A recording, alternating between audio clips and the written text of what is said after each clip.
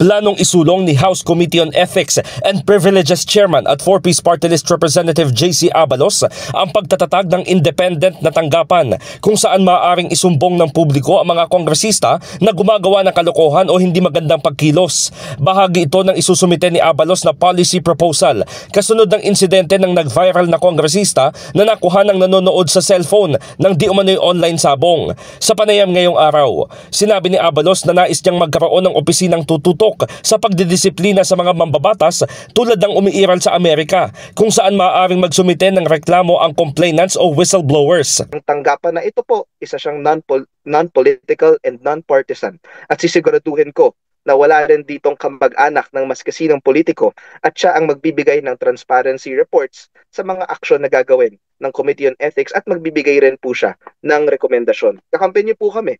Aasahan niyo po na magpapadala po ako ng mahinahon na paalaala. Sisiguruhin naman ng independent office na beripikado at na-screen ng mabuti ang bawat reklamo upang hindi makulayan ng politika at mayroong moral integrity.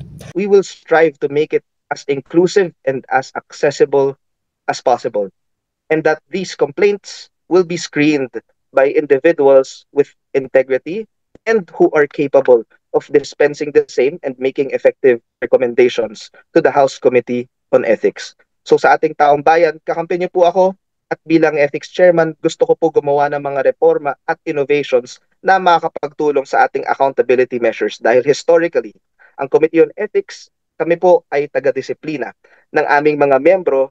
Pero bukod po dyan, gusto ko po kunin ang pagkakataon na mag-institutionalize ng mga reforma na makakatulong hindi lamang sa 20th Congress, pati na rin po sa future generations. Sa ngayon ay pinag-aaralan pa nito kung ang policy proposal ay ihahain sa pamamagitan ng resolusyon o panukalang batas at hihilingin niya pa ang suporta ng liderato ng Kamara. In the heart of changing lives, ako si Brigada Haji Caaminio ng 105.1 Brigada News FM Manila, The Music and News Authority.